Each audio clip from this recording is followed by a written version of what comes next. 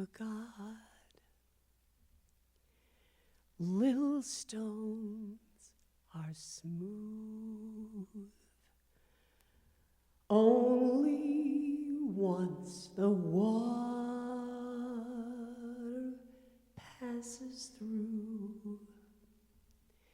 So I am a stone, rough and grainy still, trying to reconcile this river's chill. But when I close my eyes and feel you rushing by, I know the time brings change, and change takes time. And when the sunset comes, my prayer would be this one, that you might pick me up and notice that I am just a little smoother in your hand. Sometimes raging wild, and sometimes swollen high. Never have I known this river dry. The deepest part of you is where I want to be and stay, and feel the sharpest edges wash away. And when I close my eyes and feel you rushing by, I know that time brings change, and change takes time. And when the sunset comes, my prayer would be just this one, that you might pick me up and notice that I am just a little smoother in your hand. Rolling, rolling river god, little stones are smooth, only till the water washes through.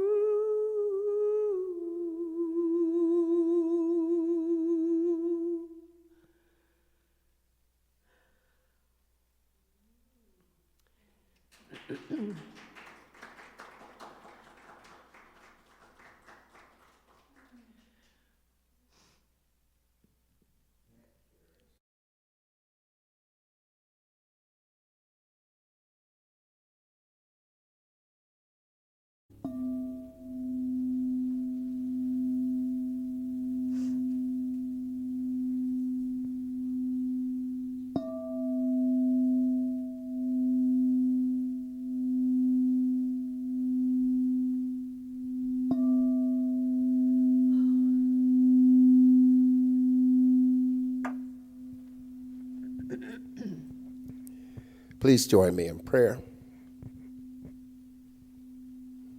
And here we are gathering on this first Sunday of 2025. I'm so grateful, blessed, and privileged to be here in this space, speaking these words, knowing that there is one perfect life, that life is God, that life belongs to each and every soul in this space and within the sound of my voice. All that this power God is, each and every one of us is, in unique individualized expression. And we are grateful for the opportunity to step back into our roots, into the roots of this philosophy that is built on the truth of the divinity it is being. No matter what we call this power, we know that there is only one life, and that each and every one of us are unique expressions of that life. I give thanks for the music that comes forth from our Karen today. I give thanks for our hospitality team. I give thanks for our practitioners and for Travis, our AV whiz. And I'm especially grateful for our young Dr. David, who's agreed to step in at short notice to allow Spirit to speak through him, to speak the truth of this philosophy and the beauty that it holds for each and every one of us, to grow and flower in the image of that power that has created each and every one of us. I know that all that takes place here today is perfect, whole, and complete in form and substance, and as ordained, and that each and every one will walk away with whatever it is that they need this day to fully express in the intended way that power made them to express. I release these words into that universal mind, the divine love and law that knows how to mold, make, shape, and create all the good there is, right here and right now.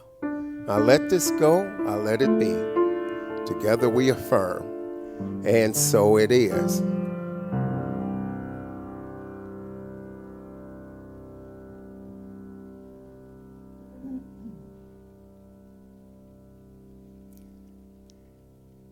And in the place of our normal words of inspiration, I just want to read some thoughts from our founder, the Honorable Dr. Ernest Holmes, on this way of life that he has worked so diligently to give us and to help us to step into that truth of who we are. There is a power that makes things directly out of itself by simply becoming the thing it makes. Could we grasp this greatest truth about life and realize that we are dealing with the principle, scientifically correct and eternally present, we could accomplish whatever is possible for us to conceive. Life externalizes at the level of thought. Science of mind is the study of life and the nature and laws of thought. The conception that we live in the spiritual universe, that God is in, through, around us, for us. It is based on the supposition that we're surrounded by a universal mind into which we think. This mind, in its original state, fills all space. It fills space that humanity uses in the universe. It is in humanity as well as outside of humanity. As we think into the universal mind, this sets a law in motion, which is creative and contains within itself limitless possibility. It is not necessarily creating a new religion or sect. For it may be added to any spiritual system of thought, since it's a complement to all. It is not a personal opinion, nor a special revelation. It is a result of the best thought of the ages. It borrows much of its light from others, but in doing so, robs no one. For truth is universal. We've got young Dr. David here. I mean, And I brought his rap sheet up here, but you know, everybody here has met young David and knows that he's just got that heart of service. He's a very brilliant man and well educated, but that comes through in love and service in so many different forms. And we're just so blessed that he likes us, you know. We keep coming. So be nice to him, because we want to bring him back again here real soon, and we don't want him to balk at the idea of coming to hang out with us. He's going to talk about what we believe here, and he knows stuff. So I'm going to shut up and let him come up here, because he knows more about this stuff than I do. Bless you, Russell. I don't think so, but thank you. Well, good afternoon, beautiful people. Thank you for the kind invitation to join you on this day. As was mentioned, the first Sunday of the new year. Before we get started, let us all just do whatever we do. Send our vibes, offer our prayers, offer positive energy to Reverend Denise, and surround her with healing energy and light and the love that we all know she is. So we continue to hold you in our hearts, beloved Reverend Denise, and it's my honor to be here today to share the platform with Russell and Karen and Travis and so many beloveds who make this community tick. It's a joy to be with you and a joy to be a part of it. And as I was reflecting on the first Sunday of the year, it struck me that you were kind enough to have me a month ago on December 1st. It was the first Sunday of Advent as we entered into the Christmas and holiday season. And today is the 12th day of Christmas, the last Sunday, or the last day of Christmas as we move out of that season. So it's been great fun to be with you to bookend the season of light. And thank you. Thank you once again for your continual kind invitations. And so, as Russ suggested, as January, as many of our churches and centers do, we're getting back to basics. And it's always been interesting to me that for some reason, in New Thought in general, and in religious science specifically, we choose to define ourselves partially by who and what we are not. So for those purists, I offer you, no, we are not Scientology. We bless and honor our friends on that path. No, we are not Christian Science. We love that teaching as well. And this is who we are. So I have this little magazine with me. I don't know if any of you have seen it before. It's Science of Mind magazine. Hopefully your subscribers and or you've seen it and or it continues to support you on your spiritual journey. And there is exactly one page of information that was in the first issue of Science of Mind magazine that continues to be in every issue of Science of Mind magazine to this day, almost 98 years later. And that, my friends, is what Ernest, we go way back, so what Ernest penned himself in What We Believe. So I just invite you to soften your eyes. I invite you into that meditative space as we start our time together today with What We Believe by Ernest Holmes, as it first appeared in October 1927, the first issue of Science of Mind magazine. Join me in that meditative space. We believe in God, the living Spirit Almighty, one indestructible, absolute, and self-existent cause. This one manifests itself in and through all creation, but is not absorbed by its creation. The manifest universe is the body of God. It is the logical and necessary outcome of the infinite self-knowingness of God. We believe in the individualization of the Spirit in us, and that all people are individualizations of the one Spirit. We believe in the eternality, the immortality, and the continuity of the individual soul forever and ever expanding. We believe that heaven is within us and that we experience it to the degree that we become conscious of it. We believe the ultimate goal of life is to be a complete freedom from all discord of every nature, and that this goal is sure to be attained by all. We believe in the unity of all life, and that the highest God and the innermost God is one God. We believe that God is personal to all who feel this indwelling presence. We believe in the direct revelation of truth through our intuitive and spiritual nature, and that anyone may become a revealer of truth who lives in close contact with the indwelling God. We believe that the universal spirit, which is God, operates through a universal mind, which is the law of God, and that we are surrounded by this creative mind, which receives the direct impress of our thought and acts upon it. We believe in the healing of the sick and the control of conditions through the power of this mind.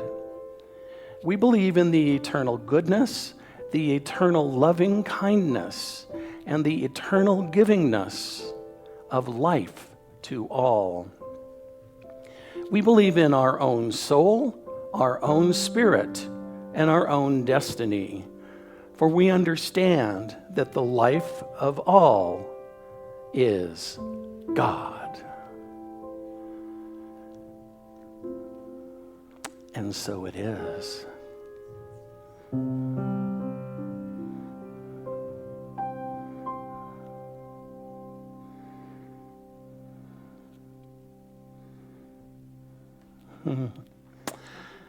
So I know many of you are well versed in Ernest Holmes and his thoughts and his desires in this teaching. And thank you for the opportunity just to provide some highlights as we start this human new year for ourselves. One of the many things that sticks with me about Ernest Holmes and the extraordinary work that he chose to step into, that he chose to do, he was looking for that golden thread of truth in all of the world's religions and all of the world's spiritual traditions. So he was grounded in oneness, and the work that he was engaged in was around oneness. He wasn't looking for similarities. He wasn't looking for opposition. He was looking for, how are we the same? The other powerful lesson that I know about Ernest Holmes is he was fond of saying that the last thing the world needed was another church. So he would host gatherings, right? He and Hazel in the very early days would host people in their homes. Then they started using high school auditoriums. Then they started using ballrooms, and the crowds grew as the message resonated with more people. And, thankfully, there were those who said, you may not think we need a church. And if we are to codify this, if this information is to live on in a way that is repeatable and teachable for further generations, that might be the direction that we need to go. So it's only then when Ernest acquiesced and agreed to the formation of a church, if you will.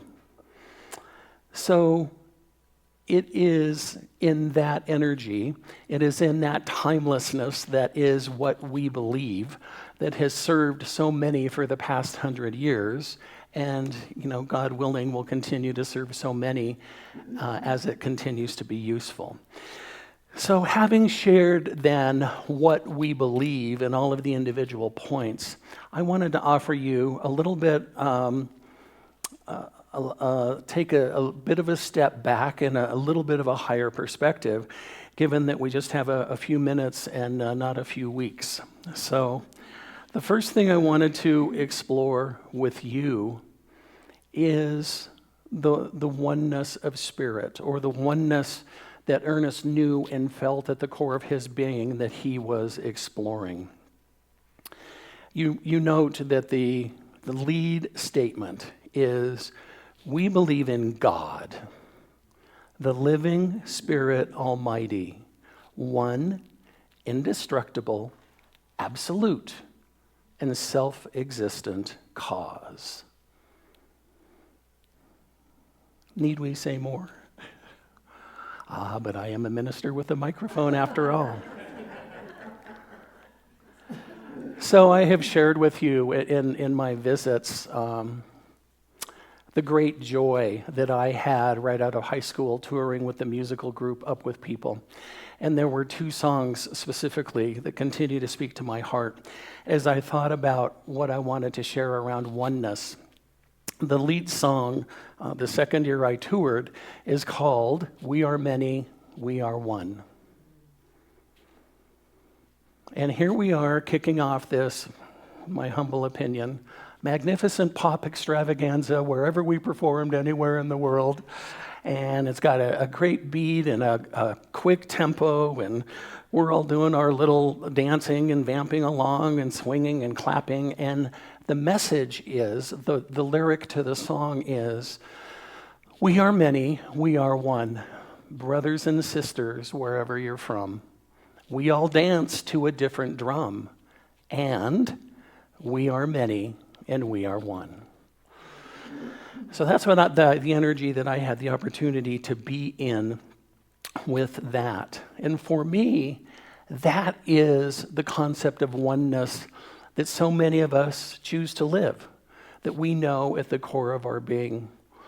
Oftentimes at the end of the year, there are advertisements on television, online, wherever you get your media. You might see requests from Save the Children or the Shriners Hospital or ASCPA for animal welfare. And all of those tug at my heart. And in different conversations with different people, some folks will say, well, why would I give money to that? Fill in whatever that cause is. There are people struggling right here in my town. There are animals struggling right here in my town. What if both are true? What if we are citizens of the universe? What if the world is our hometown, right? So rather than saying, and I'll speak about this a bit later as well, rather than saying, why would I give money to that organization that drills water, that drills wells for water in Kenyan schools? Why would I give to them when there are people struggling in this country to have clean drinking water? Well, why would you not? You can give wherever it speaks to your heart. And it also speaks to our understanding and our belief in oneness. That, whether it is somebody across the street who is struggling, or whether it is somebody on the other side of the world, right? That we are all part of that human family. And Ernest would tell us that no energy resonating at that level is ever wasted, right? So that is what we know to be true. And so what are the practical implications of oneness? What does that look like for us? I just have a sense, please forgive me, I'm not projecting anything. I have a sense that there may be some parents and some grandparents and perhaps some great-grandparents in the room. And I just invite you to reflect on your understanding of oneness and how that has helped you support those giant souls with short legs in your life. You get to see them beyond circumstances. You get to see them as charming and brilliant and gorgeous as your own children are. You get to see them differently than their own parents see them. You get to know that when something in the human experience occurs, either self-inflicted or thrust upon them, that they are more than that circumstance. You get to share with them that bully, that person who's mean to them, that person who stood them up on a date, that person who said or did something horrible to them is also a perfect expression of the divine, even when they show up in interesting ways. So you see, my friends, your life is a powerful ministry because you are putting into direct action what you are learning. You are helping them understand that they are whole, that they are perfect, that they are complete, that they are a part of that larger mosaic. You know, I love that we are shifting. I speak for myself. I love that I am shifting my metaphor from, being a great melting pot to being a great mosaic. What's the difference? The great melting pot, you throw all the crayons into the burner, you add a little heat, and it becomes a lovely shade of dark brown. A mosaic, I was at, some of you may know Michelle Pedrano from Mile High Church. I was at Michelle's for a gathering just before Christmas, and something happened, and 2 or 3 pieces of her great Christmas china ended up on the floor, scattered. And some of you may also know Raz and Tina Smith, Reverend Raz and his beautiful wife Tina. And Tina was there, and she was trying not to show her glee with the broken plates because Tina is a mosaic artist. And Tina collected all of the broken plates. And originally I thought, how kind, she's going to try to glue them together again. No, she's going to use them in her next mosaic class. But you see, that is the beauty. The mosaic, we maintain our individuality and add to the beauty in the gorgeousness and the gloriousness of the greater whole. So I don't need to give up who I am. I don't need to fade or be diminished or melt into anything, but rather I get to continue to explore my gloriousness and my perfection. And so the other song from the Up With People show that was in for 25 or 30 years, including the years that I was on board, that I toured with the show, was What Color Is God's Skin? And that may resonate with you. It's been translated into 30 languages.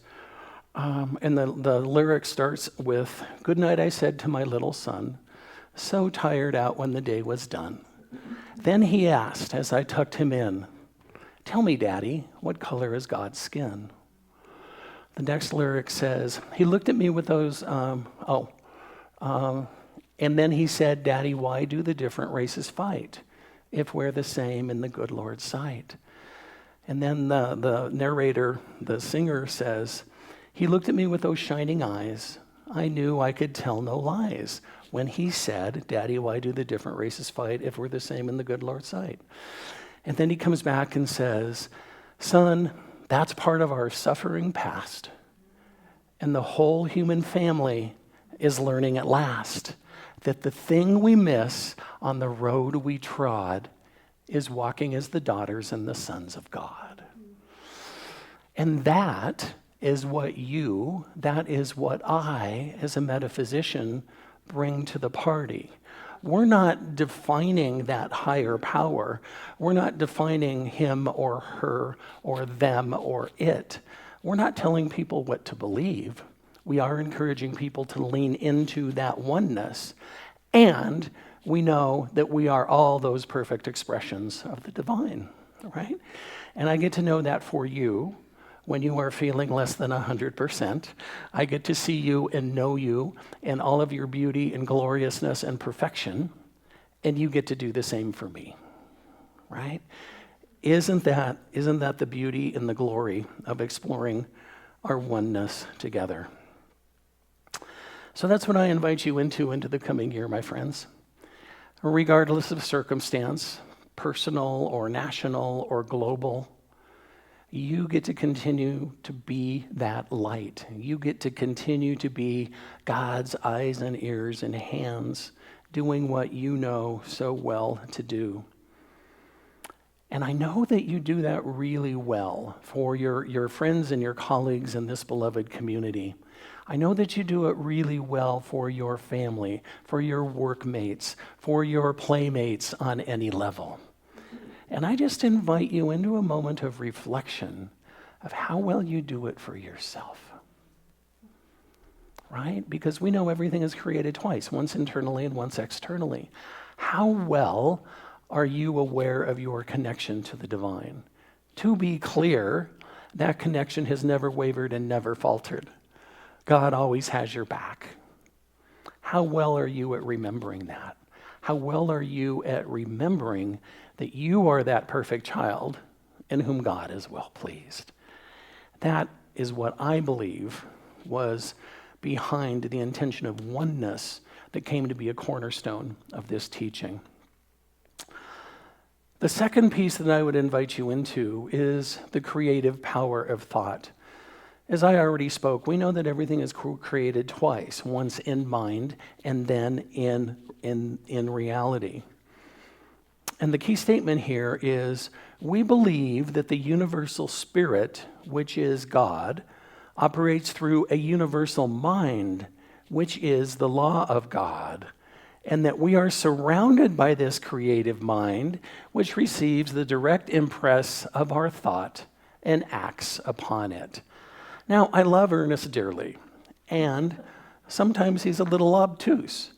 So when I was thinking about how I interpret that and what that meant for me, what percolates there is thoughts shape our reality through the universal mind.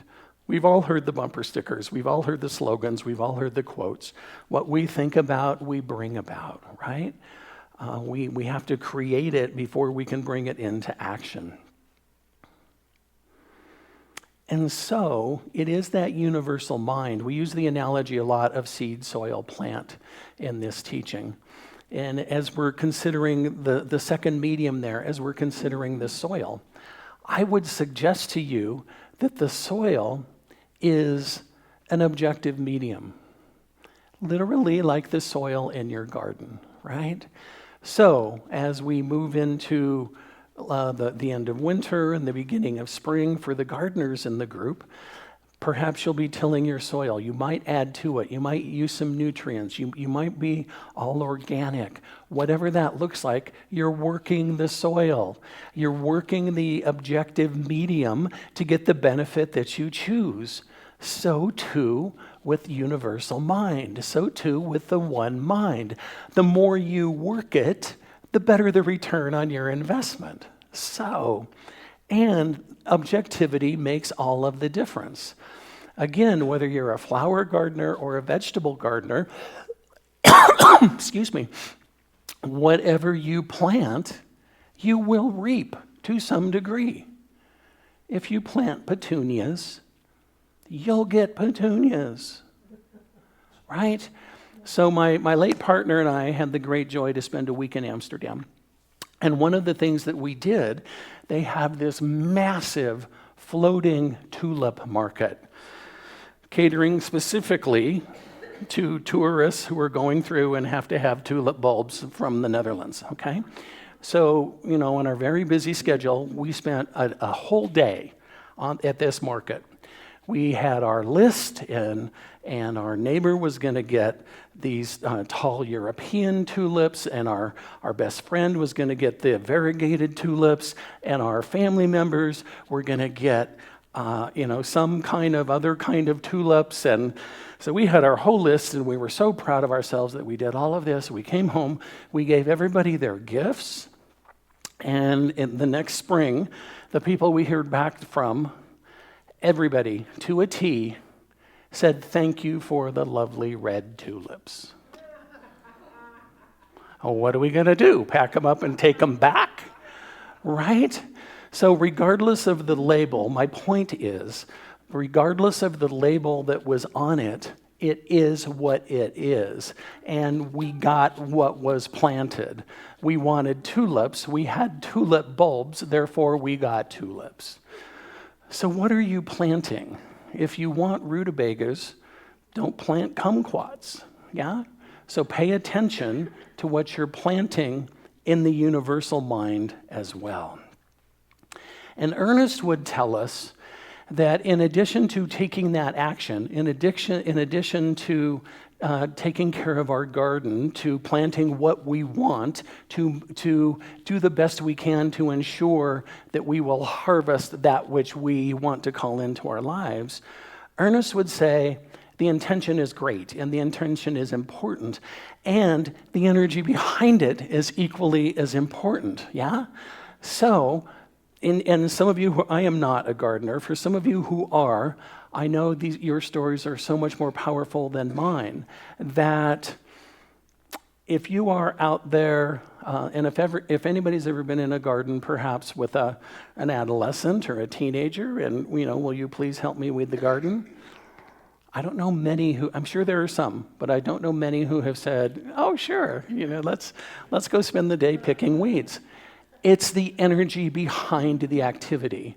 My gardener friends step into their gardens, and it makes them happy, and it brings them joy, and some are up before sunrise, and some work for 30 minutes, and some work for 10 hours, and the energy that they bring to it helps ensure what they will be harvesting. So Ernest says energy is equally as important to intention and action.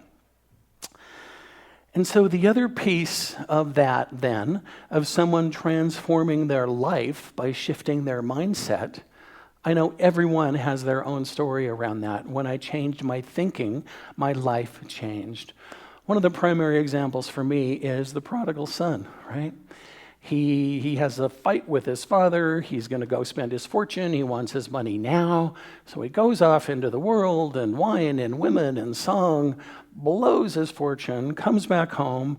So sorry, Father, I was wrong, and I spent all of my money, and I was a bad person. And I just ask that you treat me even as one of your pigs, because they have a place to live, and I do not. And they have hay to eat and to keep them warm, and I do not.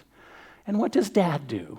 Dad says, my son has returned, kill the fattest calf, we will celebrate, we'll party, give him the best robes that we have.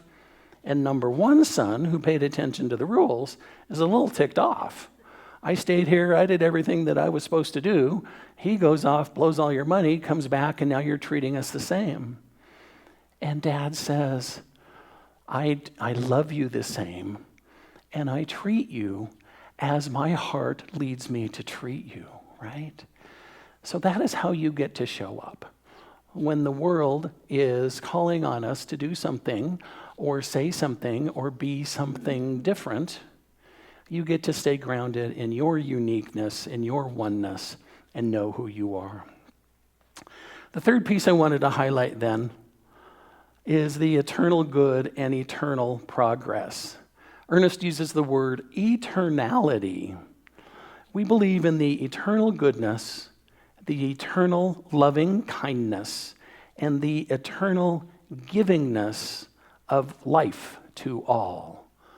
Eternality, eternal, no beginning and no end.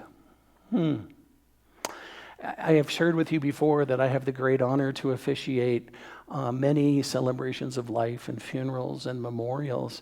And one of the things that I share with my families is, I get that you miss this person, that there's an empty seat at the table, that you are now creating a new life without this person, and it hurts, and it's painful, and your heart is bruised. And let us remember that it's not for the person who died that we grieve. It's for ourselves. And that's absolutely okay. And let us be clear in that universality that is grief. And so, we wouldn't be talking about the inherent good in the universe and the importance as seeing it as a gift. I would be remiss if I didn't mention the late President Jimmy Carter. Now, in my humble opinion, he wasn't the world's best politician, and he was an extraordinary human. Battling brain cancer and building 200 homes in Honduras for people in need, forgive the languaging, that's a badass. That is a person who is standing in his power, right? That is a person who says, yeah, I'm pretty clear that there are people in Plains, Georgia who could have used the former president and Mrs. Carter's help. And they saw that connection. They saw that oneness, that we are all connected. So whatever they did in their community, equally as good, equally as powerful anywhere in the world. Rest in peace, Mr. President. His funeral will be broadcast on Tuesday at 8 a.m. local time, full state funeral, as he deserves. And then also, speaking of the eternal progress as the evolution of consciousness and spiritual growth. You know, I know many of us believe in reincarnation, and many of us believe that when we reincarnate, it's only possible to come back as a higher evolved being. Speaking only for myself, I look forward to that opportunity. I love doing the work in physical form, and I think that's going to be all kinds of awesome.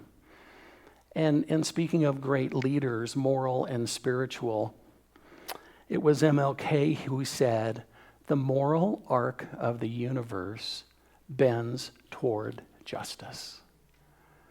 So that is the eternality that we are seeking. That is the space that we get to hold as, you know, whether in our community, in our country, around the world, people are in different energetic spaces. We get to continue to hold everybody. Because you see, this philosophy of oneness, you know, it's good and it's marvelous, and a whole lot of us have bought into it. And one of those pieces is we don't get to say everybody in the world except Russell. We don't get to say everybody in the world except that gender expression, or the people in that country, or the people who believe in that way. It's an all or nothing proposition, my friends. We believe in oneness. We believe in the one power and the one presence that created each and every one of us. Each and every one. So that's my work. That's what I get to continue to do, to hold everyone in that space of loving kindness. My go-to, my absolute, what I know at the core of my being, is we're all doing the best we can. And your best looks a little different from my best, and somebody else's best really pisses me off, forgive me. And they too are perfect expressions of the divine. So that's what I invite you into. And finally then, the other points that I just wanted to highlight as we move toward a close of this particular piece of our time together this morning is the healing power of faith. We believe in the healing of the sick and the control of conditions through the power of this mind. We believe, not some of the time, not depending on what the injury or ailment is, but we believe in the healing of sick and control of conditions. Eternal life. We believe in the eternal nature of the individual soul. And again, we look at the continuity of life and the hope that this belief provides. And finally, the honoring of all people in all faith traditions, including those not on a faith path. We believe in the unity of all life, and that the highest God and the innermost God is one God. So that is what brings me joy when I step into this community, that you state your belief in those oneness principles. You state your belief in that all are welcome here. You state your belief in whatever I think and whatever I believe and whatever I know to be true at the core of my being, that I'm welcome in this space. So I say thank you. Thank you for your commitment to oneness. Thank you for your commitment to understanding the creative power of thought. And thank you for understanding that the concept of universal good means that when I do better, it's not taking away from anyone or anything. That when New Dawn as a spiritual community thrives, it's not bad for anybody. That when we lift each other up, there is no downside to that anywhere in the universe. So as you continue to step into this new year, my friends, I ask you to reflect on those principles and how they're working for you and what you might tweak, what you might adjust to be in alignment just with yourself, with your understanding of the divine and what that looks like and feels like. So maybe that's focusing on the daily affirmations in Science of Mind magazine. Maybe that's exploring how to read the Science of Mind textbook in a year. You can download that form from the website as well.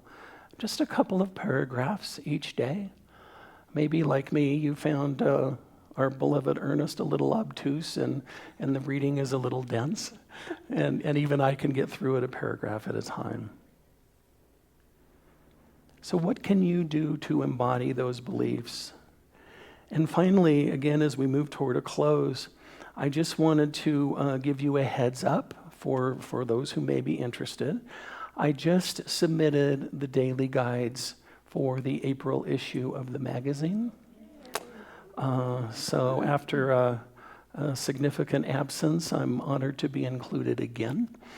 And I have to tell you, on a humorous note, this didn't make it into the final edit. Easter, is everybody aware of the significance of 420 Day? For those who may not be, yeah, right. 420 is associated with marijuana. So 420 is like a marijuana Independence Day. And there have been smoke-ins at the state capitol and pushing for legalization of medical and recreational marijuana. So 420 is a big day within the community of our friends who choose to engage in the usage of marijuana. Well, because Spirit has a sense of humor, this year, Easter Sunday falls on 420.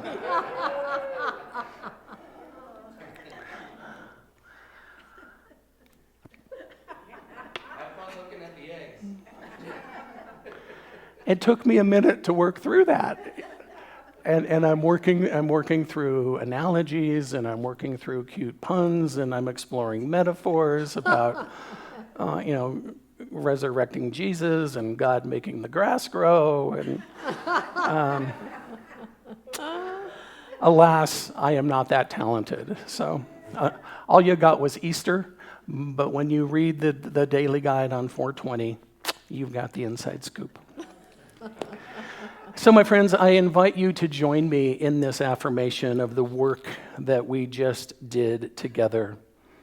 I am one with the infinite Spirit. Please repeat. I am one with the infinite Spirit. My thoughts create my reality. My thoughts create my reality. And I embrace the eternal good in all things. And I embrace the eternal good of all things. Please join me in prayer. Mother, Father, God, how good it is to have guardrails, how good it is to have guiding principles, how good it is to have the wisdom keepers and the sages who chose to put pencil to paper, to pass along these traditions that we may engage, that we may edit, that we may alter, that we may make relevant in our lives, that we have guiding principles. That when people say, "Who are you and what do you believe?" we have something to lean into. We can offer our own interpretation. We can share a printed copy. We can refer through technology to a website. And we know that we are absolutely grounded in these principles, that in my humanness, I'm not perfect by any stretch on any given day. And I have the option of leaning into these principles again tomorrow. For as Spirit recognizes that each and every one of us are perfect expressions of the divine, having these glorious human experiences, I get to tweak, I get to co-create, I get to explore, I get to say yes to my cosmic calling, whatever it may be. And perhaps I share it broadly and widely, and perhaps I hold it in my heart. And it's simply the work of the divine and me. Because what I know is God plus you is a majority. And I say, thank you, Spirit. I know all is well. I bless each and every being in the magnificence that is this new year, knowing that it is good and very good. I know that the time is right for peace. I know that the time is right for prosperity. I know that the time is right for joy, for that is our natural state. And I say yes, yes, and yes, and thank you, Spirit. As we go forth then, we live that concept of namaste. We dive into that concept of oneness as the divinity in me blesses and recognizes the divinity in all with whom I come into contact. Thank you, thank you, thank you, God, knowing that each action, reaction, interaction, and transaction is Spirit speaking to Spirit. I simply call it good. I allow it to flow. We anchor this together by saying, and so it is, and so I am, And so I am, and so we are. and so we are.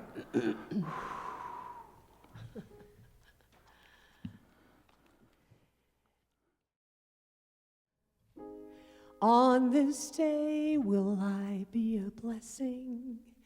This year will be better than the last. Will I calm the voice that hounds me, discard the demons of my past? Will I step out in my faith now, live the truth I come to know, throw my dreams into the river? I love that. And let these 4 words help them flow. Yes, God, I believe.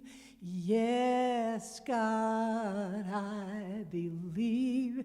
Yes, God, I believe. Want to sing it with me once? Here we go. And we're going to sing, yes, God, I believe. Yes, God, I believe. Yes, God, I believe. Maybe it's a body that needs healing, a relationship that's worn, or a child that is in trouble, or a friendship that's been torn. There's a job that needs reviewing, a bank account that needs belief. I don't have to tell you all my problems. I've just got to rest in your release. Yes, God, I believe. Yes, God, I believe. That's that's right. Yes, God, I believe. One more time, sing it a little bigger, just like I love it. Yes, God, I believe. You got it. Yes, God, I believe. Yes, God, I believe. I believe in your goodness. I believe in your grace. I believe that your power is going through me in this space. You've given me guidance. You give me desire. And you would not have set this flame in my heart if I could not start a fire. Yes, I believe. Yes, I believe. And here we go. We're going to sing. Yes, God, I believe. Yes, God, I believe. Yes, God, I believe. I'm going to sing, yes, God.